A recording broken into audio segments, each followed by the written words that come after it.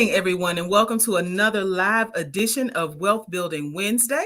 Wealth Building Wednesday broadcasts every single Wednesday, 10 a.m. Central Standard Time, live on Facebook and YouTube. And we rebroadcast our audio on our media partner, WBFZ 105.3 at 1:30 Central Standard Time across the Black Belt. So we are excited about all of the eyes and ears that are watching us every single Wednesday as we try to put the information and the people, the experts, people who know what they're talking about, put that information where the goats can get it, so to speak, so that everybody can understand that we're not speaking gibberish and using 13-letter words to describe everything, but we are putting the information where people can use and access the experts. So today is just like any other Wealth Building Wednesday. We're delighted to have an amazing guest today. We have with us Mr. Aaron Roper, who is a native son of Selma, Alabama, and an Army veteran. And we are going to be talking about retirement. I know that so many of us that may be tuned in and listening or watching may not be connected well yet, right, with retirement. Or you might have thought about it when you were applying for your job and made sure that they had retirement packages that were going to suit your needs. But we want to make sure that we're starting to have the conversations as early as possible, because retirement is an opportunity for us to actually live our best life, honey, when you don't have to worry about the 9 to 5 and you can do the things that you enjoy doing. Before we dive into our conversation, though, I do want to welcome you, Mr. Roper, and I want to encourage everyone, y'all, because we're broadcasting from Selma, and our community is experiencing in this moment difficulty. I'll say it like that. I do want to encourage everyone to do one thing today. Even if you don't start your wealth building journey today, check on your people. Whoever your people are, whether it's your children, your church members, a dear friend you haven't talked to in years, check on your people, y'all. It matters. Just take those 30 seconds, 2 minutes, 15 minutes, 2 hours to check on the people that you love, because we all really need to know that somebody, that anybody has our back and that we're loved. And so I do want to encourage everyone to do that today. Listen, wealth is not just about the cash in hand. Wealth is also about how you live your life and the people you're connected to. So all of us are connected to somebody. So consider yourself wealthy, and let's check on our people. So Mr. Roper, welcome to Wealth Building Wednesday. Hello, Lydia. Hey, thanks for the invitation to Wealth Building Wednesday, and thanks for having me. I definitely want to offer condolences to all the families that are hurting at this moment, and then also to our community, because we all know that every day we are making an investment into our community, and it all starts with the kids. And when the kids are hurting, all right, our community is hurting, but we know that the great days are just around the corner when we take action in response to action. Absolutely.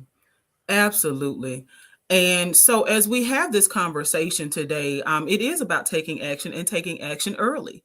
You and I have had several conversations about the topic of retirement.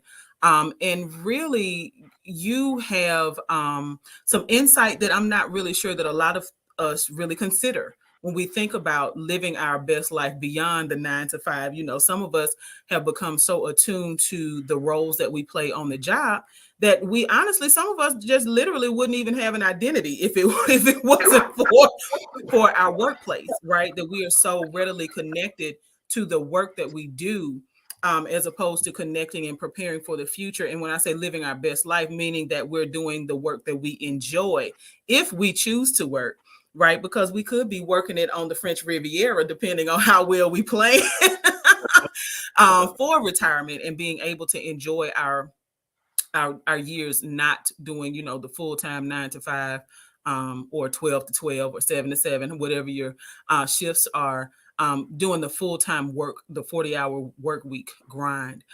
So why does preparing for retirement matter? Like, from your experience, like, what do you Why does it matter if we even bother to prepare for retirement?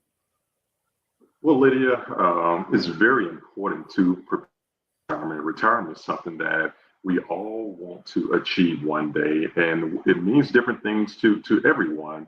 And with that, when we get up in the morning, when we brush our teeth, I'm saying we're preparing to greet the world at that moment. And so we need to be able to greet our future. I'm saying our glory days. We want to have good glory days. As we transition on through our life. And so with that, I want to tell you that the number one thing we must do when it comes down to retirement is number one, we got to want retirement. Number two, we got to believe that we can retire. And then number three, we got to do something about it. All right. And I'll just share with you a few things that I've just kind of learned over time. And by no means am I expert, but these are some things that these are items that I've learned over time, and I continue to share with everyone. And because someone shared with me, said, Aaron, you're going to get old one day. You're not going to want to get up every day and keep going like you're going. So you're going to have to figure out what is next. But in figuring out what's next, I had to identify, okay, when is next and what is it going to take? All right. And Lydia, just to share a little bit, a long time ago, um, I served in the Army from 1996 to about 2017, and that's a little more than 20 years. And I was very fortunate to be able to serve for 20 years. Now, with that, the Army provides a pretty good retirement for those who serve. And they made it easy because I knew nothing about retirement. So they did it all for me. I just had to stay there for 20 years. And and if I was in charge of my own retirement, I want to be very clear. I would have messed it up because if Wow. I had what they saved for me, I probably would have used it in many other ways that I felt was better for me at that particular time. Okay. And so with that, so I just kind of got lucky. And but the number one thing I had to do was I needed to identify when I wanted to retire. Hmm. Now, my number was 40. 40 years old. That was my number, 40. When I see your facial expression, I assume it's because 40 years old may seem like a aggressive The retirement. young. Yep.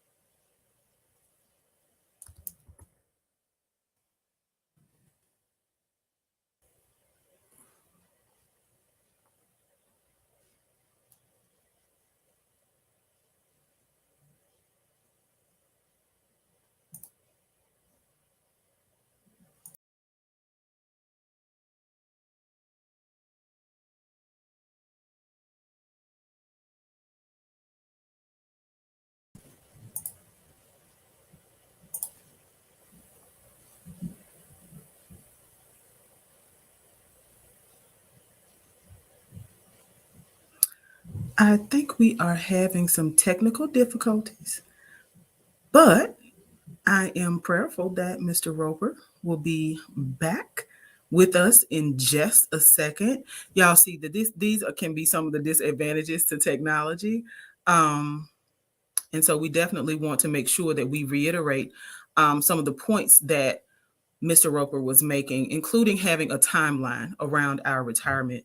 We have to make sure that we keep the end goal in mind as we begin to prepare for retirement. So, and that's really honestly with anything. We need to keep the end in mind. That's a part of Stephen Covey, the 7 Habits of Highly Effective People. That's one of the things that you see the end begin with the end in mind. So if you know that you want to retire, like he said, at 40, which sounds young, right? 40 years old and retired sounds very, very young. However, if that is the goal that you set, then you can begin to behave in a way that causes you to be able to do that. Because who doesn't want to enjoy their adult lives early? We lost reception, and I am hoping again that Mr. Roper is going to be back with us in just a second. Again, wanted to just make sure that we're reiterating some of the points that he made. He also is a veteran, so this is an amazing time for us to have this conversation with him, because having served in the U.S. Army, the Army is one of the branches of the U.S. military, and so Veterans Day is going to be celebrated on Friday, and so we're excited to have Mr. Roper here as an Army veteran who was sharing about his goal for retiring at 40. Now, and yeah, my facial expression was totally connected to the idea that sounds really, really young, but who doesn't want to enjoy so many more years of their life, 30, 40 years of just chilling, basically. Yes, I totally agree. And so, and everybody thinks that that's a very aggressive goal. All right. And so, but you have to think about when are you the most driven in your life? I'm saying, when are you the most focused? When you have the most energy? And it's during those years. It's when you're 25, when you're 30, when you're 35, and you're driving toward 40, and life begins to get sweeter, because at 40, life kind of changes a little bit. And you begin to, instead of muscling through, then you start thinking your way through situations at that point. And so with that, the next thing I had to really begin to identify is, how much money do I really need per month? All right. Right. And Lydia, I sat down and talked to a financial advisor. We all talk to our parents about finances and things like that. And one day I had to say, Mama, what's the most money you've ever managed at one time? It got quiet. All right. It stayed quiet for a while. And because she could not figure out what was the most money she's ever managed at one given time.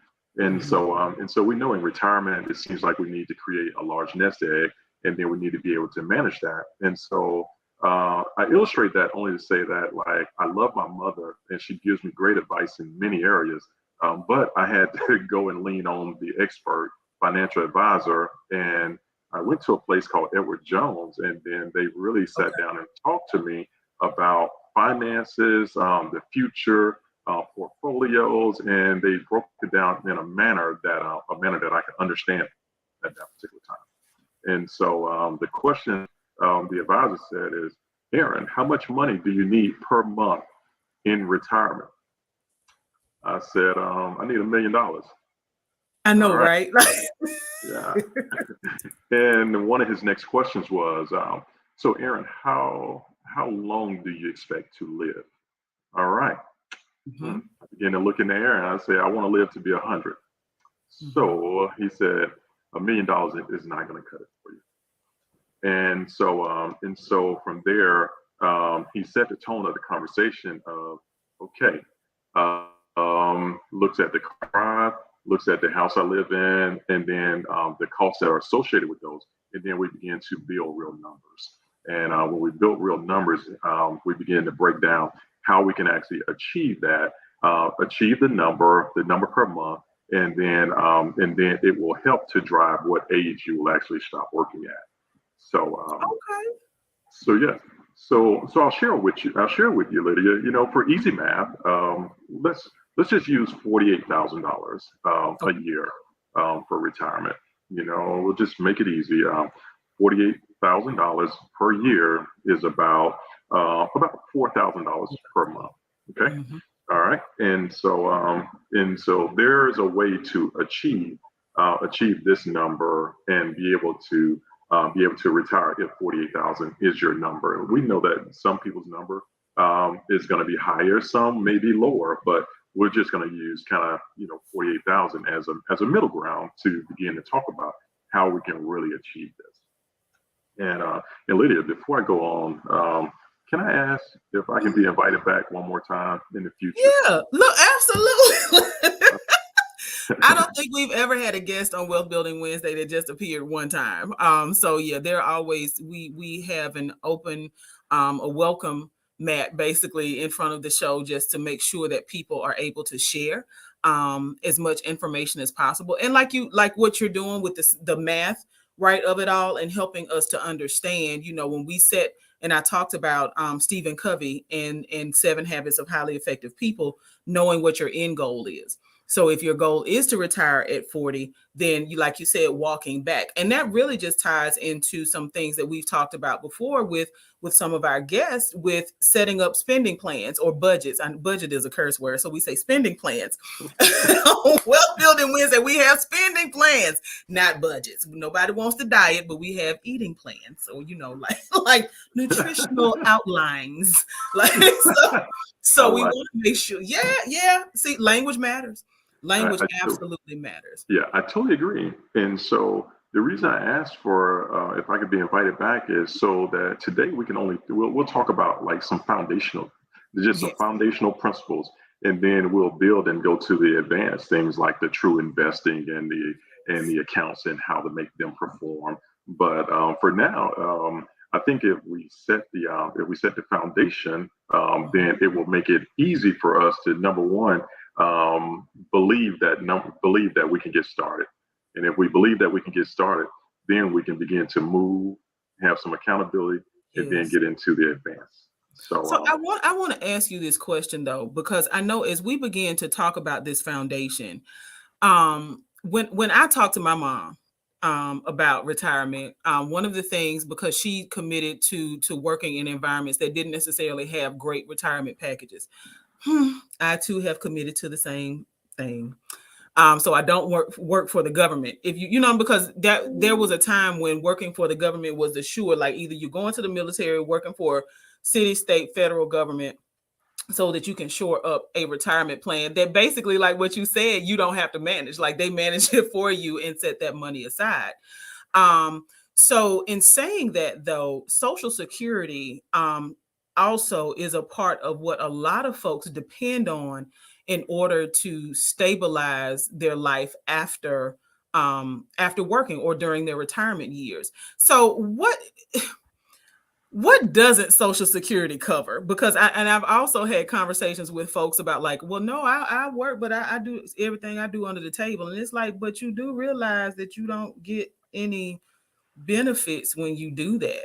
Right. So when you do turn 65 and you go to fill out your paperwork, they're gonna be like, Hoppo, who this person?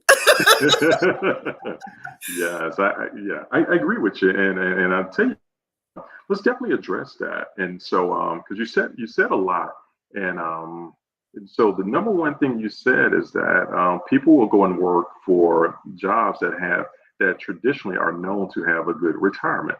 Mhm. All right, so what is a good retirement? Because it doesn't mean the same thing for everyone. That's And true. so, in sticking to our principle of $48,000, we'll just say if you work for an employer for 20 years and that retirement after 20 years would be $1,000 per month, is that good? I would say it could be good, or I'll say that it's not good by itself. Right. So just for the conversation today, I'll say $1,000 per month is good. All right. Now, as you're 25, 30, 35, 40, you're very ambitious. And so sometimes you're going to take a job that's going to pay you way more. And so that retirement number, instead of it being 1,000, it ends up going up to 1,500 or $2,000 a month for the rest of your life. And Lydia, I like to call that money comes out of a bucket that will not empty. All Mm-hmm. right. And so the Army managed my retirement for me. And in return, we know that the military will always be there. There will always be support for the military. So therefore, there will always be support for the military retirement program. And so I Yes. consider that to be a bucket that will never empty. Now, if I would be 100 years old, I would have got much more than about $5 million out of that particular bucket that don't empty. I Mm-hmm. may not have ever saved $5 million, but through my service in return. that return on my time investment is going to give me, we'll just say for easy math, $1,000 per month. Yeah. All right. Now, as we're ambitious and we're making more money, we have the ability to contribute to a 401k plan. All right. And so we just talked about the employer retirement. Next, let's talk about what you can do. And so through your job, a lot of jobs will give you matching opportunities, but even if they don't, it's your retirement. So therefore, you should contribute to a 401k plan, and it doesn't just have to come from a job. The 401k plan can be through the bank. It could be through an insurance company, but you need to do it. And so there's a myth that I need to contribute $1,000 a month or $500 a month or $300 a month. If you go and sit down with a financial advisor, they will find a plan that will allow you to contribute what you can. If what you can contribute is $500 to get started and $50 a month, that's very good. Because Lydia, as we identify age, we need to identify the age in which we need to start working. All right, because you're going to do two things when you start working. When you start working at age 16, you're going to be working on the books, not under the table. You're working on the books. All right, and so as you're working on the book, you're contributing to your actual retirement at that point. So if you start at age 16, and using the analogy, I put $500 in, I put $50 in a month, and I do it for 20 years. Wow, I think I can hit my goal at 40 if I stay disciplined to that goal at $50 a month, and I'm pretty sure we can commit to $50 a month, for 20 years. The next thing that happens, Lydia, is you're going to be contributing to your Social Security. All right. I said it. Social Security. All right. All right. There's a lot of people who will not agree with me on this particular statement, but, I think that if we look in history, Social Security has always been there. All right. And we must vote to make sure that we keep it there. Right. And as we continue to contribute to Social Security, we need to make sure that we are contributing what we can. Our employer will naturally cut the proper amount Social Security. All right. And if we contribute to Social Security over the course of about 20 years, and if your earnings are around $60,000 and you do it for at least 20 years, your Social Security benefits should be around $1,000. It could be more, it could be less, but it may end up around $1,000 per month. Okay. So, so far, Lydia, we talked about three things. We talked about the employer-sponsored retirement plan, right? $1,000. We talked about 401k, contributing for about 20 years and getting a return of about $1,000. And then we talked about Social Security and getting a return of about $1,000. That's about $3,000 per month. So in 48,000. So that puts us around 36,000. All right. So we're only $12,000 off. Okay. There's 12 months in a year. If there's 12 months in a year, all I need to make is $1,000. Now, Lydia, you said that people work under the table. That's what you said. Yeah, right. I did. And if you really think, why do people work under the table? And why do people pay people to work under the table? It could be for many reasons, but the one common reason is that person is good at it. All right. It could be cutting grass. It could be cooking. It could be cleaning. It could be washing cars. It could be a multitude of those things. All right. Now, Lydia, I call that retirement work. All right. Okay. Yes. And because it's something that that individual does well, they enjoy doing it, and they continue to do it. Now, I would always tell people, even when you're doing this, even when you're working on the table, you should contribute to Social Security, because one day, me as a painter back in the day, I did not like going up very high on buildings. All right. And then, but you have to climb a ladder, go up high, paint. But what I did not like is that one day, if the ladder gave way, I may fall and never be able to have the ability to go up there and paint.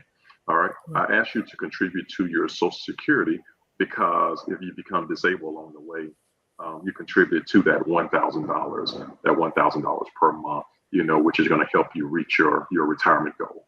So I would challenge everyone to log into www.ssa.gov and take a look at the retirement credits that you have contributed. And inside there, you'll see that if you retire today, well, it's going to outline what is your retirement age. So if you retire at age 62, you will get this amount. If you retire at age 67, you'll get this amount. If you wait till 70, you'll get this amount. But there's also another number in there, Lydia. And as we work underneath the table, this number could be very low.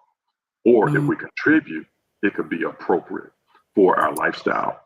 There's a number that says, if you are disabled today, this is how much we will pay you for the rest of your life. It also says, if you have dependents, this is how much we will pay your dependents until they turn age 18 or 22. Bottom line is, if you don't contribute, then what's going to happen is life is going to get very hard.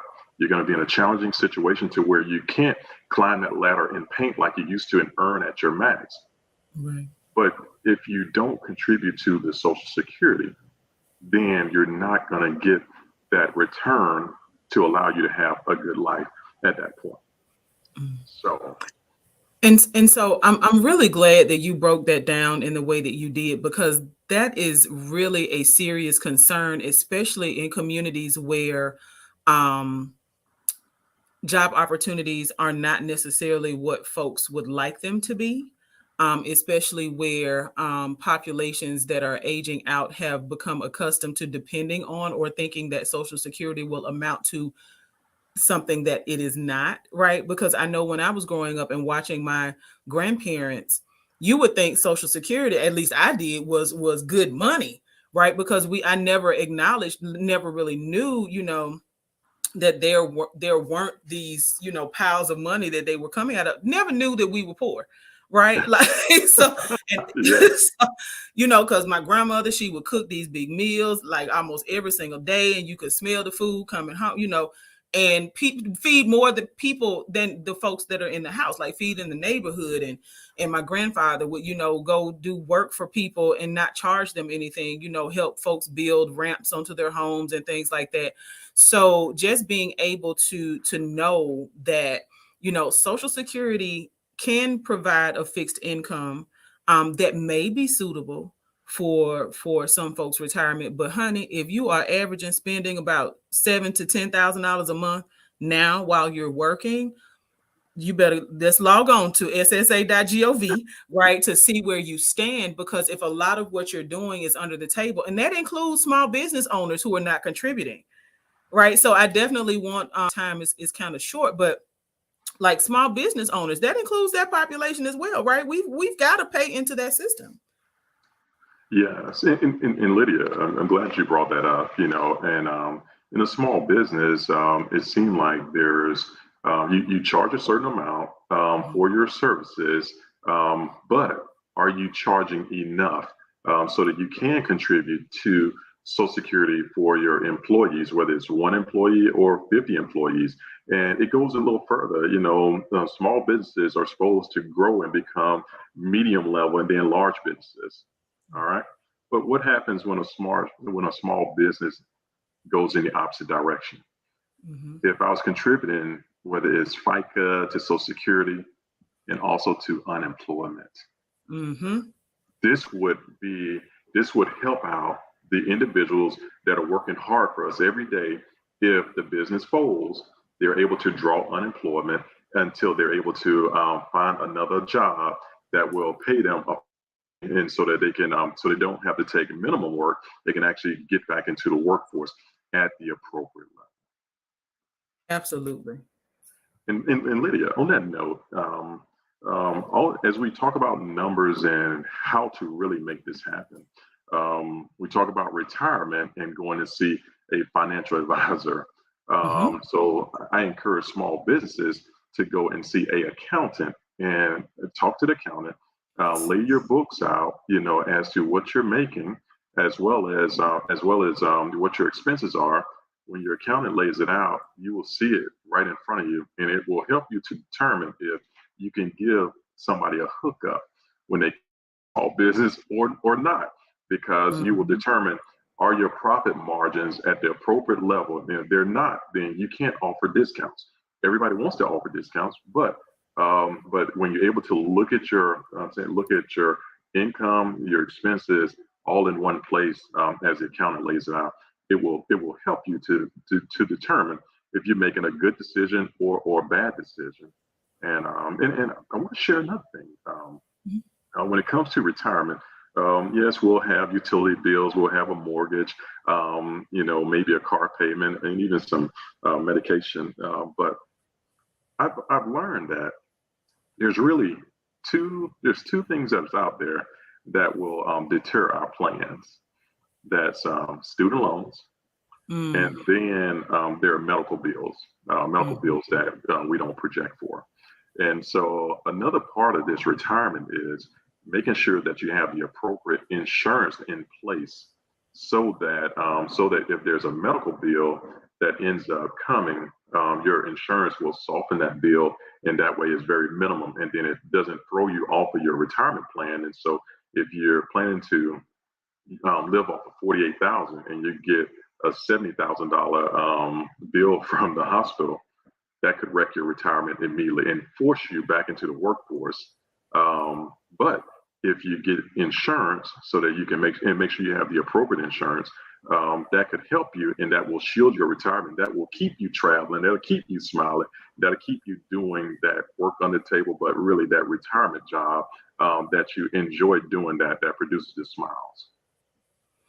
Well, I am glad that we have had this opportunity to share this information with folks. I know that we have viewers who are tuned in and listening, honey. So we want to make sure that people are aware that he is coming back. We are going to continue this conversation. Um, Insurance being a part of our retirement plan, right? Considering the fact that if you're a small business owner, making sure that you're protecting your employees, right, with by paying into the social security system through FICA and unemployment insurance. Listen, and unemployment can actually protect you as an employee, because God forbid something happens and this person is let go and it prompts some sort of legal action, because you're not paying anything. Like, we've got to think about long term, right? Or what the potentials are. You want to expect greatness, and but be prepared for when times aren't so great. So I have to thank you, Mr. Roper, for joining us. I know 30 minutes flies. It really flies when you're having fun. And retirement should be fun. So this can be a topic that we can normalize in our community. And even talking about the next time we get together, talking about other ways to fund our retirement, whether it's real estate or investing in other small businesses, right? While you are at your prime, investing in businesses that will continue to pay off, and even the stock market. So if you're interested in any of all of that, make sure that you tune in the next time Mr. Roper is with us. But I do want to, again, thank you for being here with us for another episode of Wealth Building Wednesday. Thank you, the audience, for tuning in and joining us. If this is your first time joining us for Wealth Building Wednesday, we have tons of episodes you can go back and check out. We are soon to be loaded to all of your podcasting platforms. So we are super excited about all of the growth and the interest around building wealth. So in the meantime, before next Wednesday, you have 7 days to get it together. Y'all remember, check on your people, especially the people who come off as being the strongest people you're around, because strong people need to be checked on too. So y'all check on your people. And in the meantime, we got to get out here and start building wealth. Thank you for tuning in, and see you next Wednesday.